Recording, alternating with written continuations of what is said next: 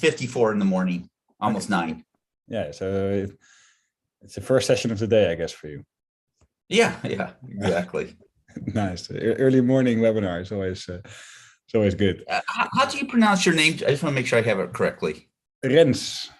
Rens. Okay. Rens. Yeah, it's. I think I'm not 100% sure what my parents had in mind, but I think it relates to Lawrence. Okay. Lawrence, like a Roman emperor kind of thing. That's what I think it's a derivative of. But okay. Let me see, a couple more minor things I need to set up here, and then we're all good to go. Okay. So I can give my team. There is on the application that we have, there's a setting where people get a push notification if a webinar starts. Right. So they can join the webinars on their phone.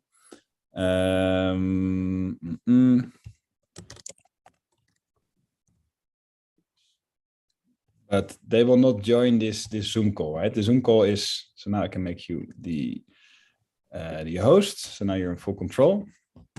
Okay. So the Zoom call is limited to the people who actually signed up to Zoom. Good to see you. But there will be more people watching, I guess, on their device, but they're not able to submit questions to you here in this setting.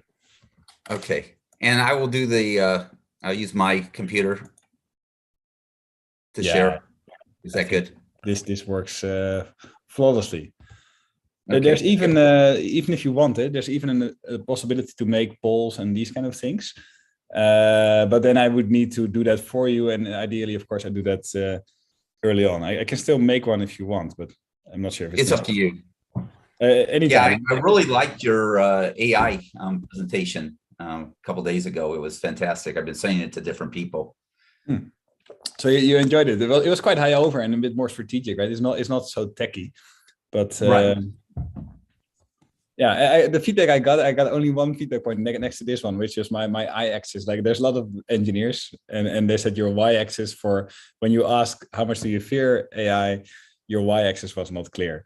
Like was 1 high or was 10 high? And I'm a psychologist, so I'm just assuming 10 is high and 1 is low, but that is not clear enough. So yeah, I put in the chat, I fear humanity more than I fear AI. But you'll find that it's hard to keep track of the chat when you're speaking. Right. And so we have the first question. Let me respond. Can beginners join this? I think that is yes. We'll try to make it accessible, right?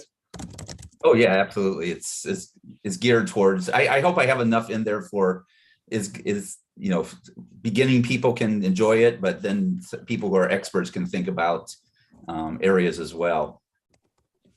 I know your slides, so I think you have that kind of material. It should work. Yeah. Yeah. Whenever I go to an event, it's always like, did I learn something new and interesting and engaging, right? And if I did that, then I found that a success, which is your AI presentations that way. And like Alvin Grayland, what is the 19th? I think he's going to come in and speak. I mean, he is. I mean, when I get to one of his slides, I'm going to say, if you're going to follow anyone in this space, especially if you're interested in learning, follow Alvin's material. Yeah, he's definitely great. And so he will be here in I think in 2 or 3 weeks. But it's going to be a bit more of a conversation where we have a couple of questions for him, and then he will jump into those questions. So to make his life easier, and in this case, or in last Tuesday, we actually have a presentation with quite some material. Well, and some of the slides I know that you put in. So feel free if you want to, go into some of those slides. You're welcome to do that, right? If we can have this as a conversation as much as I'll present some material, but if you want to jump in and have this as a conversation, feel free. I think I'll leave most of it with you, and only if you think that I can add something and you think it's a nice dimension, but I don't want to disturb you too much in that flow. So okay. I'll mostly leave it with you, and if the time is there, Doug, then anytime, just pull me in. And the thing is, once you're speaking, I'll switch off my camera, so I think they should be focused on you. Okay. And then I'm not the host anymore because you're the host. So I don't have the Okay. power to switch on my camera. Oh, So well, then keep on your camera if you want. I can also keep on my camera, but it's Yeah. maybe I'll keep it on.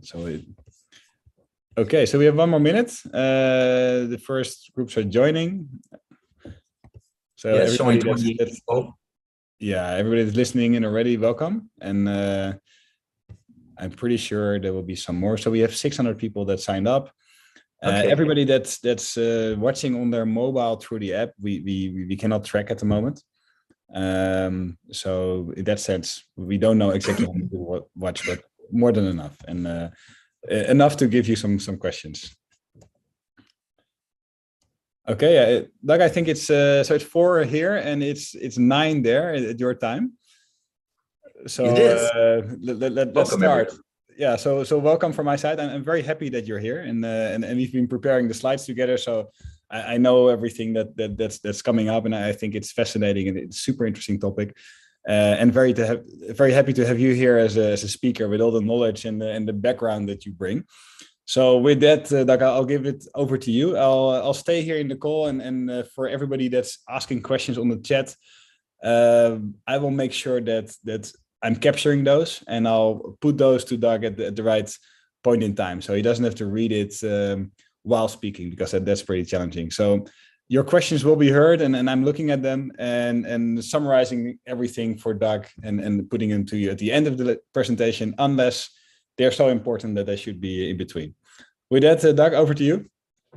Well, thank you so much, Rens. I'm Doug Hohulin, and I really appreciate this opportunity to speak at Chemo. I learned about you through your when Leslie Shannon, who was my mentor at Nokia, presented, and I've just been very impressed with all the material of Chemo on your YouTube channel. So for those who are just discovering Chemo, highly recommend going to their YouTube channel. So I'm going to be talking about creating a people-centered metaverse. And I'm part of the People-Centered Internet organization. Vince Thurt, founded that organization. And so how do we have a people-centered internet? And so with the buzzword of metaverse coming out, I created this presentation of a people-centered metaverse. So let's see. Okay. So a quick introduction of who I am. I worked at Nokia and Motorola for 33 years. I worked in XR, Metaverse, Web3 technology. I'm an innovation technology and innovator advisor. Right now, I retired from Nokia actually in December. And so I'm working, doing right now volunteering as an affiliate faculty member of the KU School of Nursing, and working on other immersive technology learning, as well as medical projects. One of the projects I got involved in was animated mannequins. So the global hospital medical simulation markets right now, about a $3 billion market, is supposed to grow to about $8 billion. Right now, if you go to a medical school, you could have a mannequin that costs anywhere from $30,000 to $200,000. So what we did is said, can we do this virtually, lower the costs, have more use cases, and do additional testing? So we're working with the KU School of Nursing, and we're looking to expand that on a number of other projects. So that's a little bit about it myself and the immersive technology I've been working in recently. I go by in the virtual world, Surfer Doug. I like to wake surf. A little bit about me. That's my avatar name. So if you see Surfer Doug, please reach out and say hi to me. So I'm going to be talking a little bit about the metaverse, some of the markets, the history, then the use cases, and then human-centered principles is some of the things I'm going to be talking about. So what is the metaverse? It's a marketing term. I mean, this is a buzzword. A couple of years ago, it was more XR technology. I mean, the metaverse name has been around for 20, 25 years, but it also just became very popular with especially Facebook changing their name to Meta. Alvin Grayland, who's the president of HTC China, and in fact, he's going to be coming to Chemo in a couple of weeks to speak. Excellent speaker, a great individual talking about education, immersive learning. He talks about it being the internet plus 3D plus VR is the metaverse. And so I like to add it's 5G, 6G technology, it's cloud compute, it's AI, it's digital twin. So it's whatever the internet will be in 2030 is the metaverse, is kind of my joke. It's interesting that the word metaverse in Chinese the character is the beginning of the universe. So it's kind of this new universal technology that's coming out. So I'm really excited about what this technology will be about. And there's, like I said, there's a marketing term for this. And then there's the standards terms for it as well. Confucius says the beginning of wisdom is calling things by their proper name. So you have like this technology is being developed, what is it? The metaverse, XR technology, AR, MR, VR, hyper reality, diminished reality. I like that term. There's spatial web 3.0, web 3D, omniverse. There's a lot of different marketing buzzwords for that. This is this immersive technology that we're going to be living in. So, I've worked in standards, for the last 30 years as well, around 5G, 1G to 5G technologies, the 3GPP standards. And so there's a marketing view of the world, right? And everyone uses the marketing buzzwords to say, what is this technology about? And then there's actually, what do the features have? What does the standard say about it? And, do you meet the standard? And if you do, then you're part of the, you're part of that metaverse. And if you don't meet those standards, well, it's just a marketing term. And so I put in some of the standards out there that are being developed for, the spatial web, this immersive technology, this metaverse. There's the W3C standards, there's OpenXR, Cloud XR. Then there's these family of different standards like IEEE. There's a 2048 standard out there. Actually, there's a link to this article, which is like the most relevant standards in IEEE. In IEEE, they do the Wi-Fi standards. In the old days, I worked on WiMAX, which is 802.16.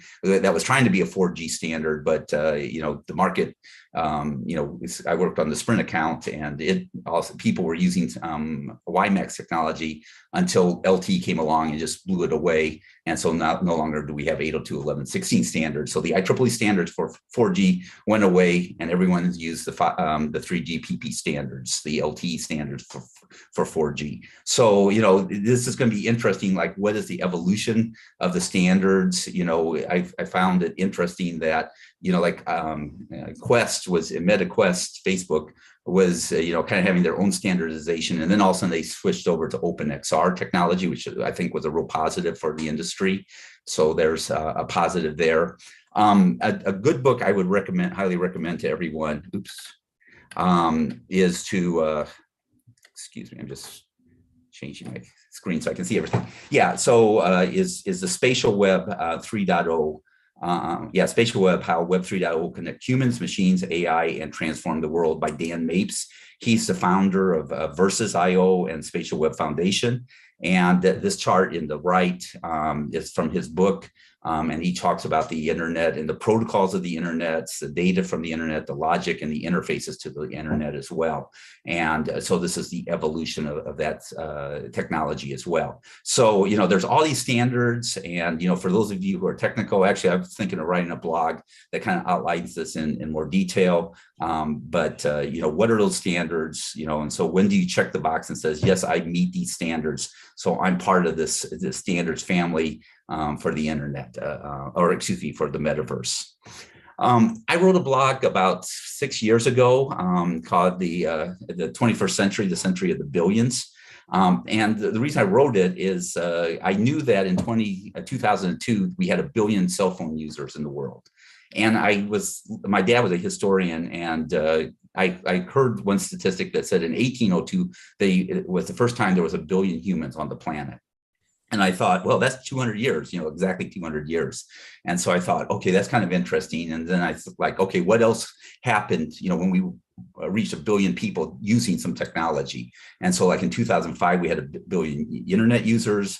2007, 1 billion internet devices were out there, then installed PC-based, 1 billion vehicles in 2010, then 1 billion smartphones in 2011. Actually, in 2014, there were more cell phones in the world than there are humans in the world. So that's when that reached that statistic. And in 2018, actually, there were 1 billion people that were 60 years old and older. So I thought that was kind of an interesting statistic as well. Right now, they're shipping anywhere from 1.2 to 1.6 billion smartphones in the planet. So all these smartphones are being shipped out. There's about 6.2 billion smartphones out there. And so the reason I bring this up on the smartphone and the devices is because how these devices rolled out in the mobile world, I think can give some indication of what's going to happen with this metaverse technology, this immersive technology. So I started thinking, okay, what will the future be? And so, I was predicting actually 2023 is when we'd have 1 billion 5G users. That was 2 years ago. And actually, I was off by a year. Actually, this year, we're supposed to get 1 billion 5G users. NFTs and cryptocurrency, 1 billion people using that. That actually may happen faster because some of the activity going on in China.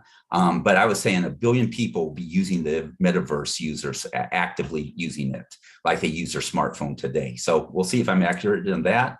And Doug, maybe a quick interruption for people that see a lot of stuff on the slide where they want to go a bit further after the webinar. We will send the slides.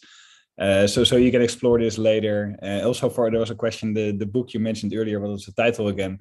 It's in the source. We will make sure you have the slides either tonight or tomorrow morning, so you can deep dive into those topics. Excellent. Yeah, and there's 1.23 billion students in the planet, and so the question is, when will they have greater than 25 megabits of data speed? Unfortunately, so many students, 2/3 of students don't actually have connectivity at their home to the internet. Especially in Africa and Asia and other countries. So, can we have 1 billion students using at least 25 megabits data speed? Learning, distance learning is something I'm very passionate about, and I'm working on some projects on that as well. And so when can we have that technology being developed? So I started to say, okay, when will we get, smart robots, 1 billion smart robots, 1 billion exoskeletons, 1 billion autonomous vehicles, some things. And I started having some fun with when will there be 1 billion robots in space and 1 billion people in space. So this is the current data of 5G. So that's my background is looking at this. I started with 1G and now 5G, going into 6G technology. And so we'll reach, 1.2 billion people on the planet using, or actually subscribers. Now, some people have multiple subscriptions. So these are actually subscriptions, but 1.2 billion 5G subscriptions on the planet this year. And the thing is when you have a 5G device, you typically have a supercomputer in that device as well, a supercomputer of the 2010 timeframe. So about in 18 years, the time frame between when there's the fastest computer on the planet to when it goes into the smartphone is equivalent to your smartphone. So your smartphone today is the supercomputer 18 years ago, the fastest supercomputer on the planet. And so what can you do with that processing power, with that AI technology, with that communication technology? This is going to be the exciting thing that we're going to have. So, my background is over the last 33 years is rolling out communication technology, cellular telephone technology. In 1989 is when I joined Motorola, and we had this brick phone. It weighed 3 pounds. It had 30-minute battery life. It cost $3,000. It cost $3 a minute to make a phone call. So it was very heavy, very awkward. And now everyone has a smartphone in their pocket. There's about 4.8 billion people, I think, have a smartphone. And so the question is what will this technology bring at the end of 2020s and in 2030 and the technology, and how will humanity use that technology? So you have 2G technology coming out in the 90s. Every decade you have a new G of technology. 3G technology came out in the 2000s. So from a standards perspective, what is 3G technology? Well, was 3GPP released 99 by definition was 3G technology. Then came 4G, which was what is the features in 3GPP release 9, first launched in 2009, and then 5G came along. It launched in 2018. So whatever features were in release 15, that by definition was a 5G technology. I gave, by the way, my first 5G presentation in 2015 that was public. I started working on that technology in 2012. And then 6G technology is coming out with 10 times performance is usually what a G is. and it's expected to launch in the 2028 timeframe. It's whatever within 3GPP release 21 is what 6G is going to be, and the features that will be in that. But these are some of the things that will be in 6G. And I gave my first 6G presentation in 2020, and I expect to give my first 7G presentation in 2028. Because whenever you launch a technology, then people start looking at, well, what will the next 10 years bring, and what will that technology have? So Alvin Graylin has a great slide that talks about, what is the internet, what is the metaverse, and compares the two, because the internet, the metaverse just expands on what the internet already knows. And so what we're going to go from vendor-specific IDs, where you have to remember all your IDs and passwords, to kind of a universal ID and a single avatar. That's why one recommendation as you go in to do create avatars in different platforms is try to have a common avatar name across the platforms, at least maybe a business avatar and a personal avatar. Just to make it common. I think that's helpful. One of my friends, she has put 40,000 people in virtual reality, and she goes by the VR lady. So, try to come up with a catchy name and use that as your universal ID in the metaverse. So now we're having webs and apps to worlds and experiences. We're going from text, audio, pictures, and videos to 3D, 360, everything, volumetric videos. So this is a spatial environment that we're going to have. We're going to go to engage, immerse, inhabit. We're going to go from the devices, which are PC, tablet, and phone, to ARVR devices, one screen, smart glasses, this technology, more natural UI interfaces. We're going to live to learn, earn, play to earn, play to collect. Instead of having likes and follows, we're going to have memories, and friendships are going to be collected. And so, my question is do you have meaningful experiences on the, as you go into the internet? And are you just collecting, followers and likes, or are you really collecting memories and friendships, right? Do you have a meaningful connections or a business connection as well? So these are the things to think about, is how do you have a much more rich and meaningful experience? And that's a spatial experience is how I look at the situation. So I like this slide from Qualcomm because it talks about this, I'm a device person. And so what were the devices, that, I showed that Motorola brick that weighed 3 pounds. Today the Quest weighs about a pound, 520 grams. You have the HTC devices right now. Actually, I really like this Flow because it's 180 grams, and it really makes a big difference between a 500-gram device and a 180-gram device. You don't have a strap in the back. It's much more comfortable to wear. I can wear this all day. The Quest, I can't wear that all day. So you're having smart glasses. Actually, there's a company I'm working with, New Eyes. They have an 85-gram device that, smart glasses. So, but you have a cable going to your smartphone. But very quickly, you're going to switch over to these wireless connectivity. And then eventually it's going to go into the cloud. So everyone's going to have their smart glasses. 80 or 70% of people wear glasses anyway. For sight reasons, for vision correction. So, we're very comfortable wearing these glasses. And so anyway, you're going to have these smart glasses. It's going to be connected to the cloud. It's going to have all day battery life. That's going to be the technology. So you're not going to be looking down at your phone. You're going to look out into the world and, have the smart glasses. It's going to be the experience of the 2030. So these are where the devices are going. So, this is a slide that was shown at a chemo presentation a few weeks ago, and just where people are investing in the metaverse.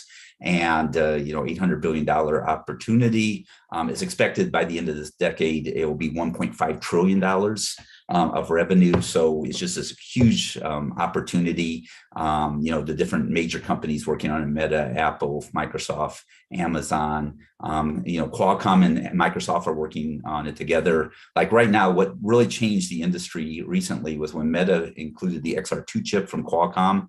Microsoft announced the relationship with Qualcomm on their new devices as well. And I'm really excited to look at what Apple's going to do. I'm an Apple, I use the Apple iPhone. So, when they announce this, I think it's just going to explode the number of devices. That's why I do think we're going to get to 1 billion people using, the metaverse XR technology by 2027 because of what these companies are investing today. So, here's a little bit of information about what kind of devices are out there right now. You're starting to see smart glasses. You're seeing, of course, the Quest, Meta Quest now, and other devices. HoloLens is about a 3-year-old technology today. So I'm really excited about where it can go with the next chip. And actually, I think the 2025 chips and devices is what will explode this. So this data shows kind of how many the market size is in billions by 2024. But I really think if the XR3 chip or equivalent from Qualcomm comes out in 2023, then the XR4 chip, in 2025, I think that's going to just really be like, this is when you're going to get those smart glasses that will just really change the industry. So this is a slide of how many devices have shipped, XR devices have shipped. Last year, around 11 million. This year, expecting about 30 million, ramping up and continue to ramp. Just as a FYI, in 2007, when the iPhone launched, there were 122 million smartphones sold. And Apple sold 3.3 million of those. 4 years later is when we reached 1 billion smartphone users, and there were 500 million devices shipped. So the question is will we see that same trend in 2000 and the 2010s with the smartphones, and then see the same thing in the metaverse in the 2020s, the soaring 20s, and instead of the roaring 20s, the soaring 20s, as we have this technology that will continue to grow and grow. So it'll be interesting to see what devices come out, especially if Apple comes out in 2023 with their device. I think that will really make a big bump, and then just becomes very commonplace of this technology. This was a very interesting slide as well, with kind of like the shift from how people use the metaverse on a daily basis, on a daily, weekly, monthly basis, just a few times a year. So, I put my mom in XR, in a Quest for the first time last year. I took her to some of the meaningful places, like where I grew up as a kid, or where my grandparents lived, where she grew up, where my dad grew up, the cemetery her parents are buried, so places that are meaningful to her. But I have to be there to help her because she's 85 to use this technology. What happens, and she has glasses, so what happens when she just puts a pair of glasses on and she can do it on her own? And I think that's the experience. When does it become daily?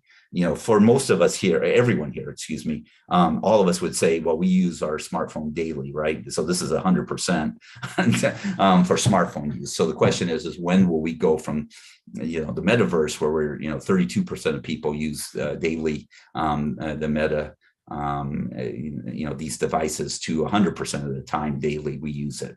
One thing that really, I probably was more of a last year, or even this year. Yeah, last year, more of a, probably 2 times, 3 times a week. I'm now doing it more once a day because I have a friend. We go in and play either Beat Saber or another exercise game where we're exercising together. He lives in Atlanta, I live in Kansas City. So if you have this social experience, you're much more likely to engage with them. I mean, the reason you engage daily with your smartphone is because you text people, you engage with people, you have apps that are meaningful to your life. So I think this is a trend to really watch, is like, how does this change over time? The next 3 years, going from a monthly usage to a weekly usage to a daily usage. And when does this get over 50% of the time is the daily usage? Once it gets there, I think it will very quickly get to 95% of the time. Okay, so I have a question for you on the chat, and by the way, I loved your example of getting people to places that they recognize and that are valuable to them. That's exactly the same experience I had the first time. Is if you can go. My girlfriend is from Kenya, and she could visit her neighborhood in Kenya through VR, and then suddenly the value became very clear that you can travel without traveling. So I love that example. The question here on the chat is: smart glasses are available, but still rarely bought. even if they have great features. Do you think user adaptability will be a concern? And how are companies going about this? Yeah, well, one of the limitations is price. Like New Eyes is a good example. I think it's like, they come with a bundle with Android, and they're like $2,000. So that tends to be a barrier. I think quality still, kind of the resolution, is as good as a PC. Screen is another question. In use cases, like what I found is, it's a USB-C connection, but some of the older phones don't support it as much. So there's those issues. And then going back to when, rather having a cable that runs down into your pocket, where you have a wireless solution, I think it's going to be something more favorable as well.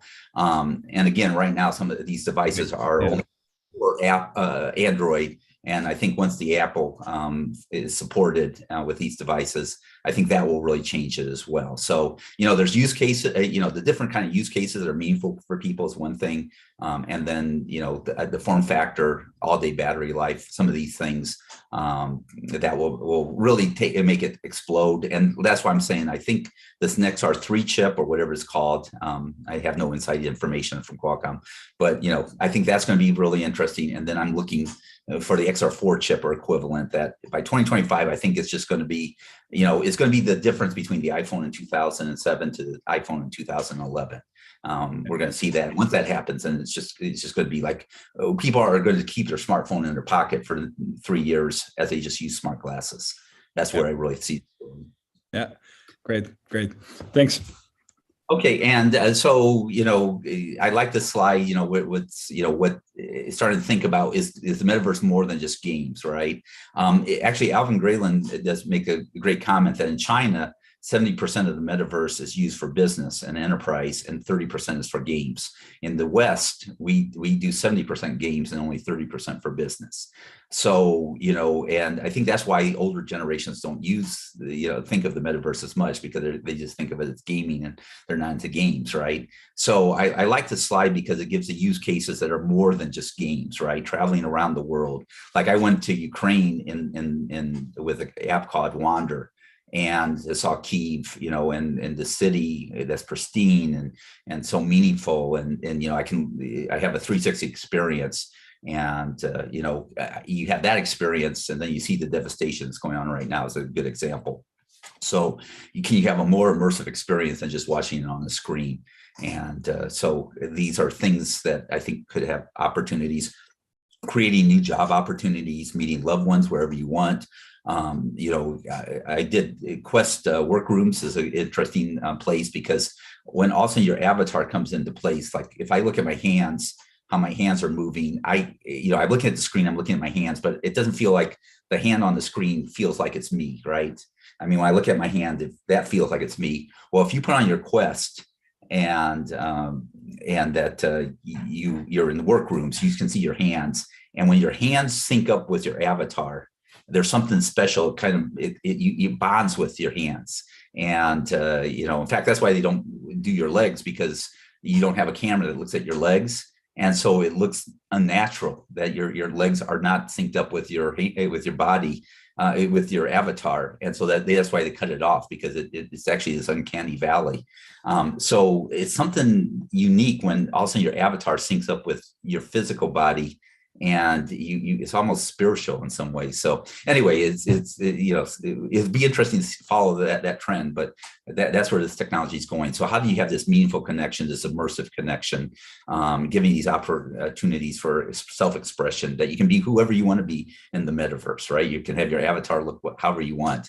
And so it's going to be interesting. So, again, where's the interest level? And like right now, most of the people in the elderly, only 13% are interested in the metaverse. But I think that's because they don't understand the metaverse. Also because they only wear a 500-gram headset on their head.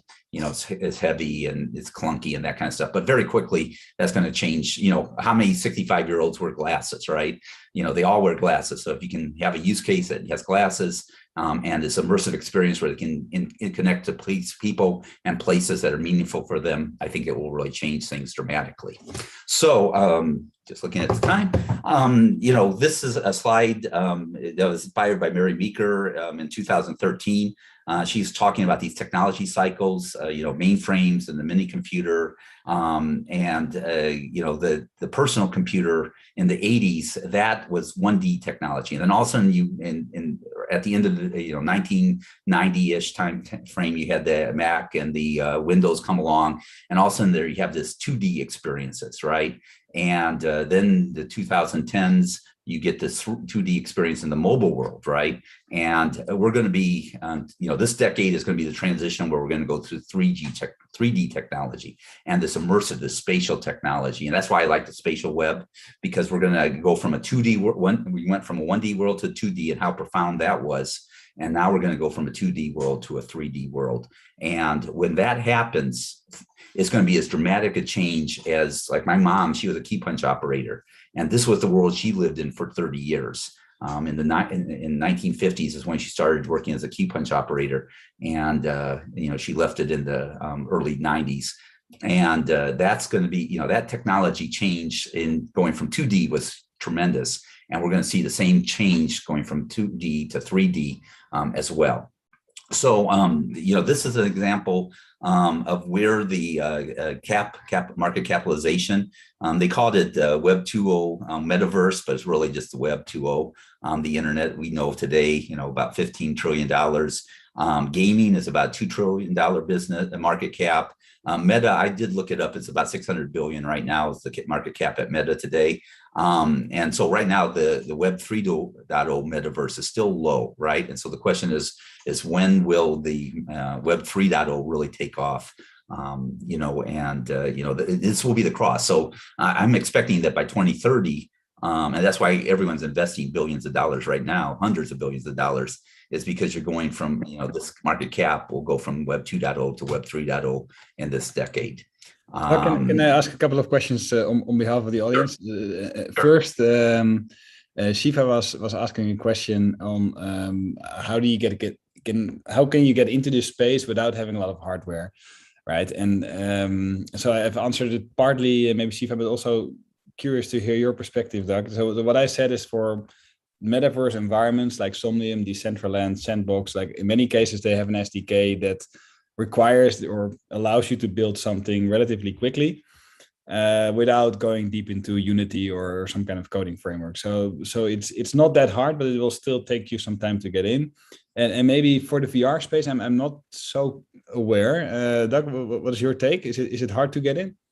Well, I'd recommend if you're into programming, like learn Unity, right? There's apps for, free classes on that. I'm actually on the advisory board at a university where we have 21 students learning Unity. You can do a lot of things on 2D and you don't need to have these hardware. Like Spatial IO is a good example. They have a good application in 2D where you just need your PC. And then you learn how to use that. And then when you finally get a Quest or another device, then you can, you already know the foundation, So a lot of these immersive tech platforms, these apps do support 2D PC. So in fact, maybe what I can do is I can work with you and we can list the apps out there, like there's Engage, there's Allspace VR and so forth, to say, even if you don't have a device, start getting the experience in 2D. And then when you get to there, then you can have a much more immersive experience in the 3D world. Yeah. Maybe if you can share a couple of apps later on the list, and I'll send it over tomorrow morning. Couple more that coming for you. So Vaibhav is asking, like the reports that we are presenting, they seem quite optimistic, right? And he's saying that the consumer response to ARVR, MR, XR has been lukewarm in the last half a decade or so. So what has changed? Why is it now more attractive than it used to be?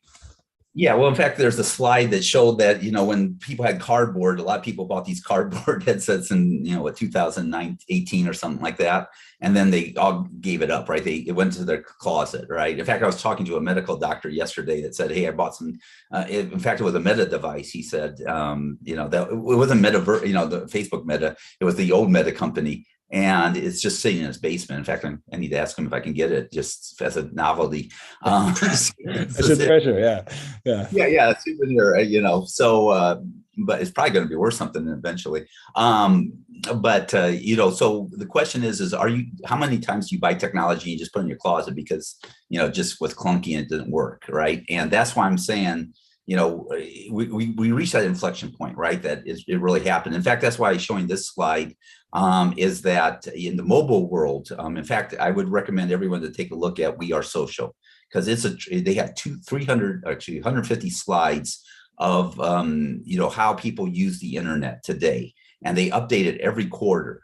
So like right now, on average, people spend 7 hours a day on the internet, and how they use it is broadcasting, streaming. They use it on social media. They use it on listening to music, podcasts, gaming. So how do people use their time? I mean, we all have 24 hours in a day, right? That's the one constant of humanity. We don't have any more than 24 hours. We don't have less. And it's 7 hours a day. And so if I show, like social media, all of a sudden this social media just really grew, and it talks about the percent of people that increase in social media. Like right now it's 4.6 billion. And all the people that, are angry at social media. I mean, this is how we communicate, humanity, we're using that. In fact, more people, more time is spent every day on social media than the time it took humanity to build the pyramids. I thought that was kind of an interesting statistic. So we are social creatures, right? Humans are social creatures. We want to interconnect. And I would argue that this is a much more immersive technology when we do the metaverse. And so I think we're past the time where it's like we're going to put this in the closet. And people who have Quests, there's some people that will send it back, but it keeps getting more and more functionality, more use cases. Like in China, where people are using it for business. I think Walmart's doing a lot of interesting things in that as well. So I think we're still experimenting for these next 3 years. But then after 3 years, it will just take off is where I'm expecting. So showing this slide, this is, in the decade of the 2010s is the transition from PC to mobile. And so, this is the time spent on the internet with your mobile device.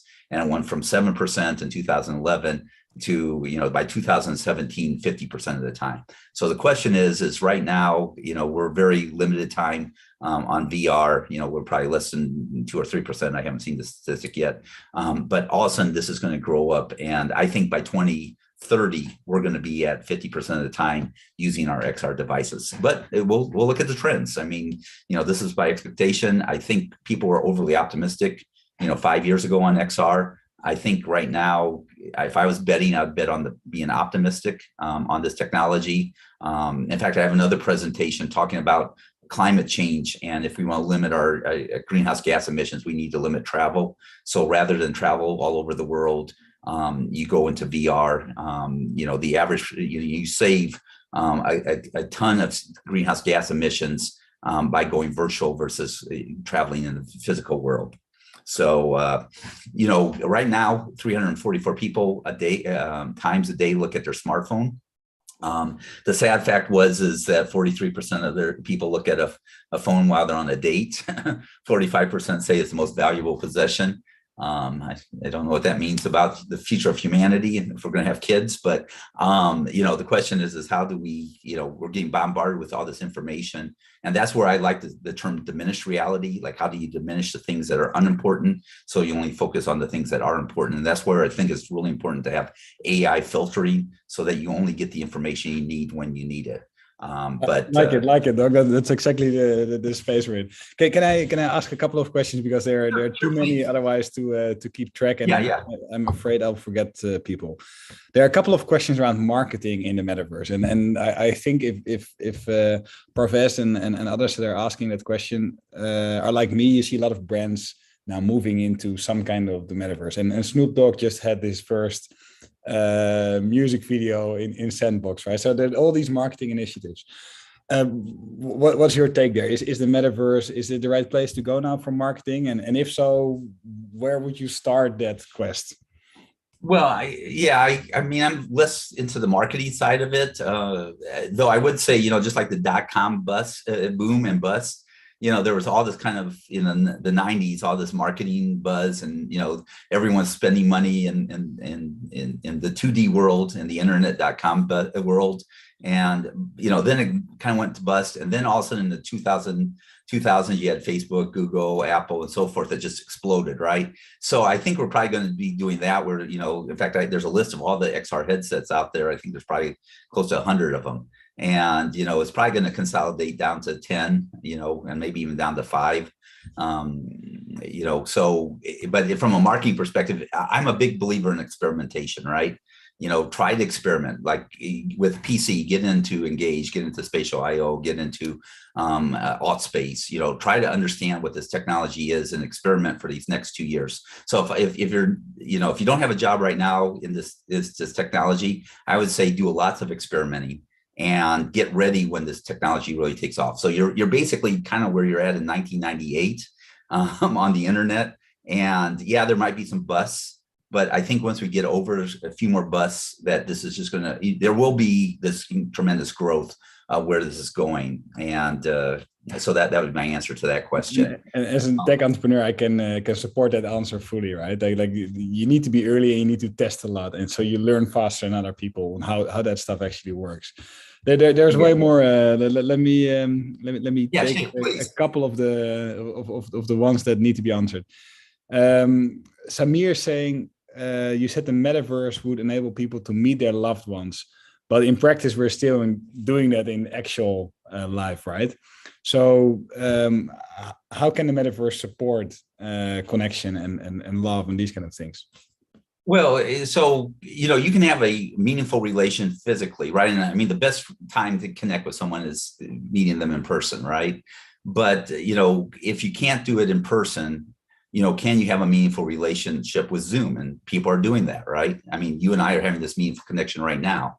But, what the problem is you get Zoom fatigue, especially, when all of a sudden we have 30 people on a Zoom call and, we have all these boxes and, if you're not very engaged in the discussion, you kind of lose interest, right? In fact, that's what, they call it immersive technology, because you put on your VR goggles and you're immersed where you get rid of all the distractions. I mean, that's why students, I think, do much better in a classroom than at their home, because even though they're having to you have the camera on, they have to watch their teacher, they have all these distractions, right? So how do you minimize distractions of the unimportant so you can focus on the important?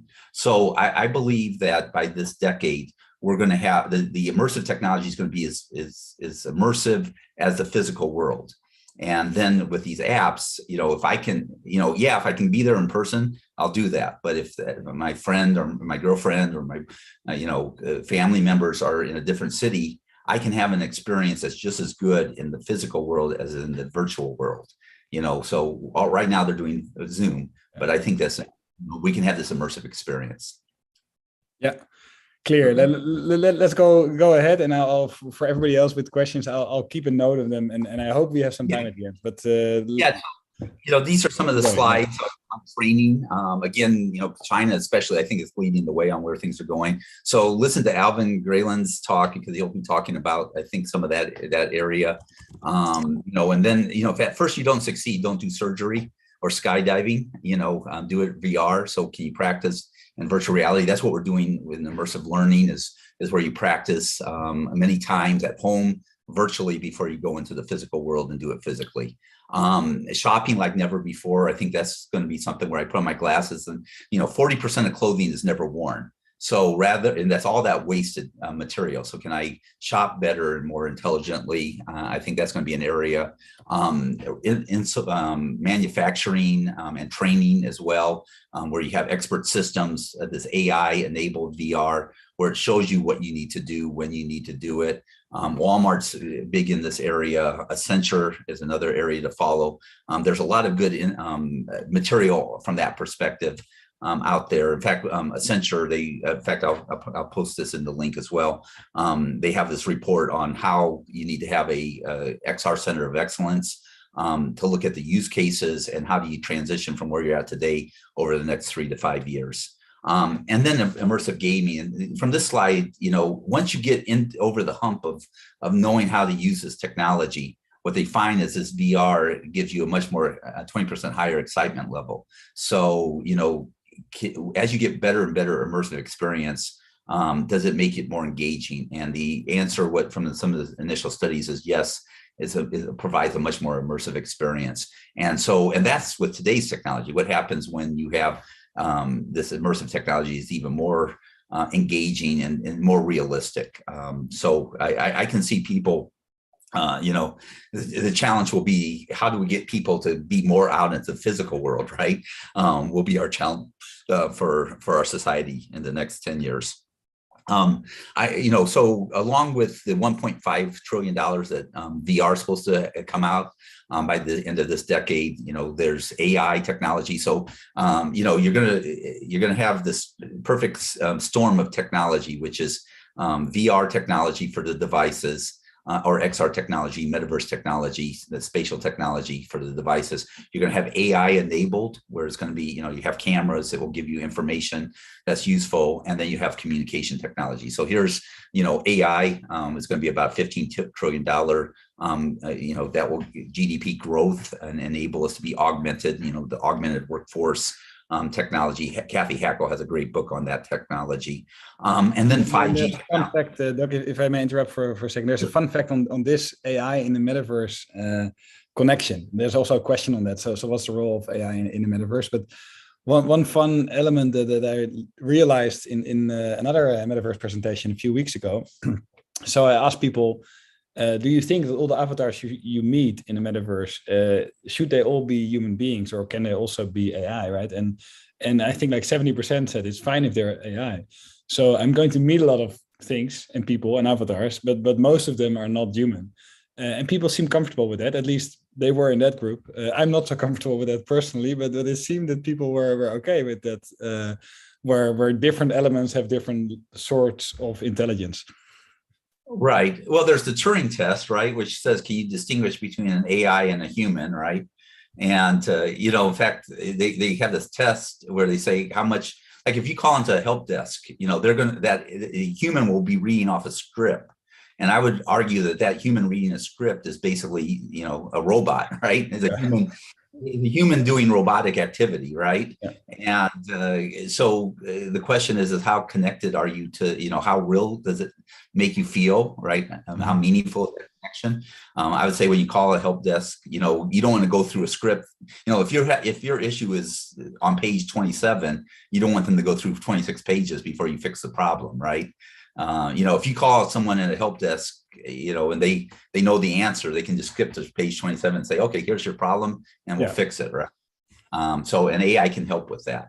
So, this is the technology. I would also say, humans are very good at being around animals, like their pets, dogs and cats. And so we're comfortable, in engaging with them in a meaningful way. So it'll be interesting engaging with the AI as well. I do think we need to say this is an AI or this is a human, especially as the AI keeps getting better and better.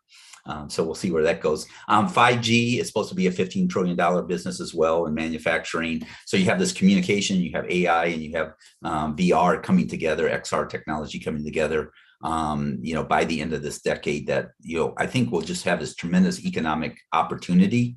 Again, I think you can lower greenhouse gas emissions. I have a presentation on that. So just this tremendous opportunity of where that's why it's all the challenges of our world today. I'm still optimistic of where things could be in the future because of this technology capability. This is a nice slide from Qualcomm report on 14 different industry segments. And where 5G can enable and amplify the business, and on average, it's about 5% increase in business opportunities on these different areas. And since AI is the same way, it would be interesting how they would break up these segments. That other slide kind of shows that as well. These segments. And then with XR technology, right, metaverse technology, how will that help in each of these things, like real estate, where I put on these goggles and I can see the real estate in real time. furniture. I can, instead of saying, oh, well, I wonder what this couch will look like or this paint will look like, I can try things out virtually 5 or 6 times, before I actually buy the furniture I really want, or the paint I want, the color of the paint, and so forth. So I think this is going to really transform how we do business, because of these 3 technologies. So, as we're coming to the end of this talk, Softbank had this slide where it says, they expect that there'll be 10 trillion devices by 2040, 100,000 devices per person, all connected. And, there'll be virtual devices, there'll be physical devices, there'll be all this connectivity. People, how do you manage this? So, we're going to be bombarded with, all this technology.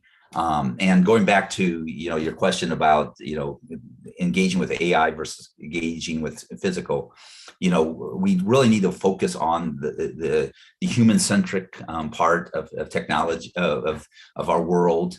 I like what Martin Luther King said, that I'm convinced that if we're getting to the right side of world revolution, as we, a nation, must undergo a radical revolution of values. We must begin to shift from a things-oriented society to a person-centered society. And this organization, take a look at people-centered internet, that's trying to do that. Is how do we constantly, there's all these things going to come out, all this great metaverse technology, but we, constantly have to be saying, how do I not let all this technology, all these things that are coming out, impact my relationships with those people I care about, family and friends, business colleagues. How do we be a person-centered society? So, if I would, all this great technology is great, but at the same time, we really need to center on a person-centered society. And, that would be one message to continue to focus on. So Edward Humble said, equipped with 5 senses, man explores the universe around him and calls that adventure science. I'm imagining this adventure of the immersive technology as we transition from the smartphone age, which we're in today, to the smart glasses age by the end of the 2020s, is a truly metaverse of opportunities. So, my takeaway on this talk is, the cell phone and the smartphones brought the internet to everyone in the 2000s and 2010s. The internet is mostly, Web 2.0 right now.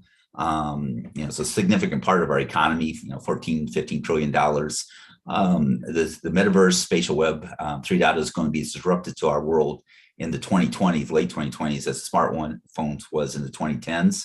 Like when I work with medical professionals, I say, if I had to take away your tablet, if I had to take away your phone, how would you change how you do your practice? And they're like, well, that would really make me, I'd take a step backwards. So, we want to go a step forwards. And so into this, what this new technology will be. So today, going back to some of the comments that, they're still struggling with this technology, either, 2D Zoom meetings, you're not having that meaningful connection, Zoom fatigue. But in the next 3 to 5 years, I think XR technology will get lighter, cheaper, all-day battery life. The apps will come into play. People get used to it. It just seems natural to use, right? And it's as easy to use as a smartphone. And then in 10 years, I believe that we'll have these smart glasses of smart sight, sound, smell, taste, touch, sensations that will replace the smartphone for a fully immersive experience that's indistinguishable from the physical world. So that's going to be a really interesting world to live in. How do we navigate between the physical and the virtual worlds? And in this immersive new version of the internet, it's critical to stay focused on human values as we explore this world together. So with that, I'm open to more questions, but yeah. I hope this will. Fantastic, Doug. Super, super inspiring. And there's a lot of comments on your passion and love for this. A couple notes on ethics, values, and these things. So there are a lot of pros that we discussed about technologies, right? It's going to be lighter. It's going to be the pixel density is going to be better. Prices are going to come down, etc., etc. What are the cons of this technology in your view? So what are the negative angles that we could highlight? Well, I do fear where everyone has a camera, and surveillance. We already have that especially in China. more. And that's something in the West we're struggling with. Can we use facial recognition, for governments or for individuals? So, I think that's something to think about.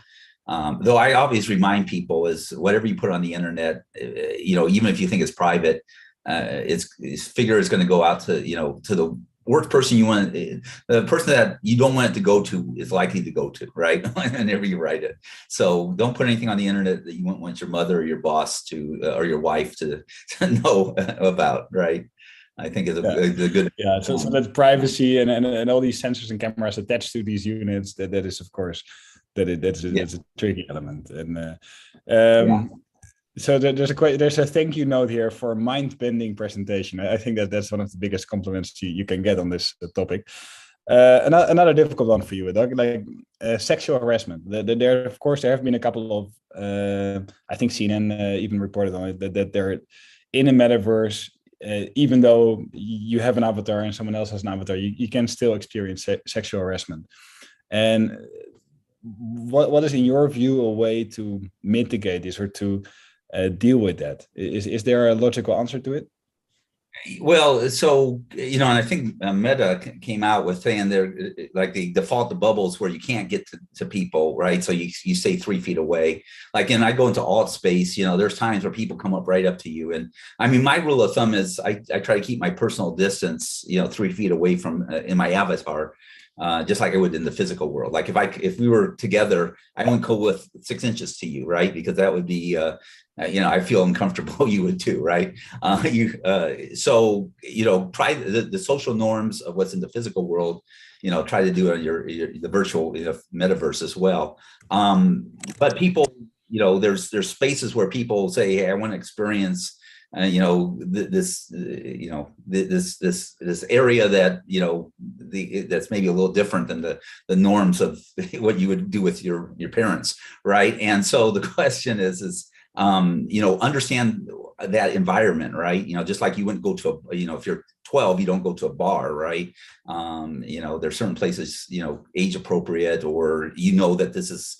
There's going to be a rock, there's something that's inappropriate, know the environment so you don't go into something that is maybe not something you want to go into. So and I would say just your environment that you're going to. And by the way, there's like Voices in AR. It has there's a good report on like 12 rules for children.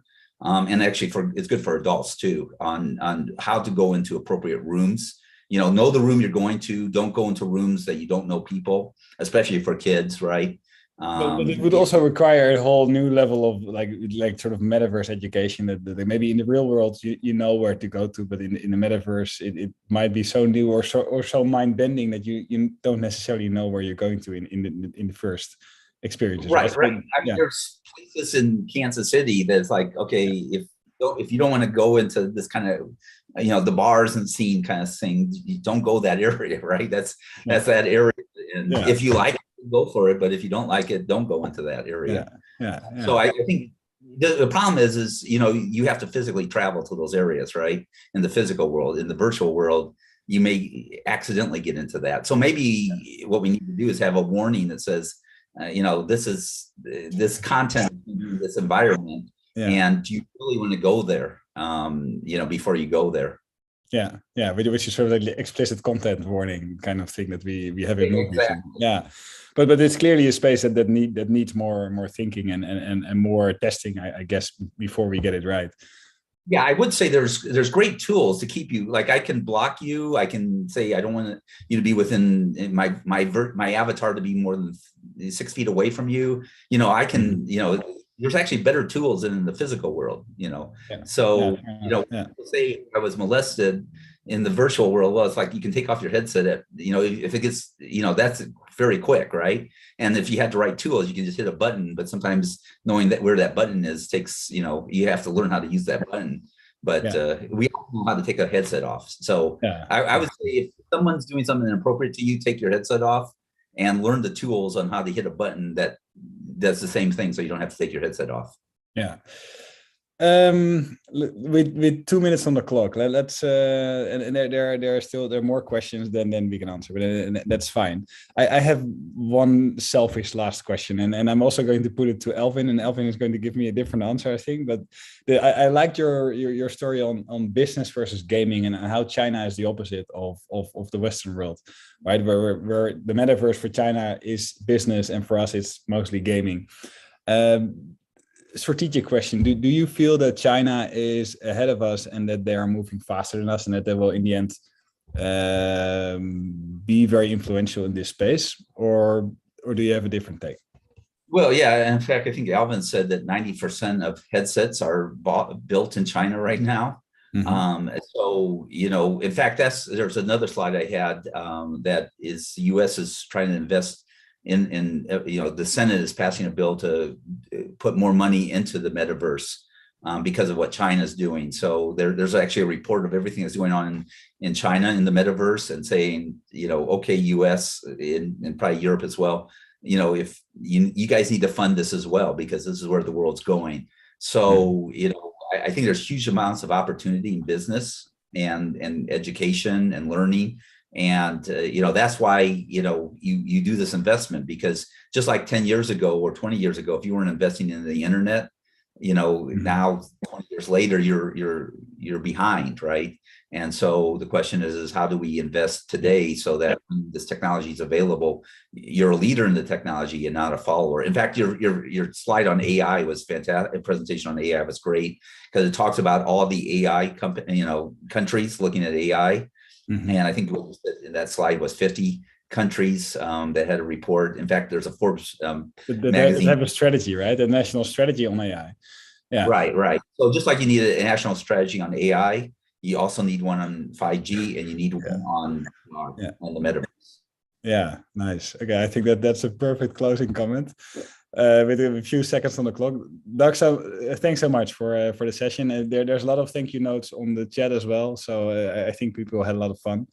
That's it. The hour is up, but had a lot of fun, and great to have you. Well, thanks so much for having me too. And for all those out there, I'd highly recommend everyone to go to the YouTube channel, listen to the talks that are already on, because just great content on chemo. So I'd highly recommend the channel. Thank you. Appreciate it. Thanks. Bye. Bye-bye.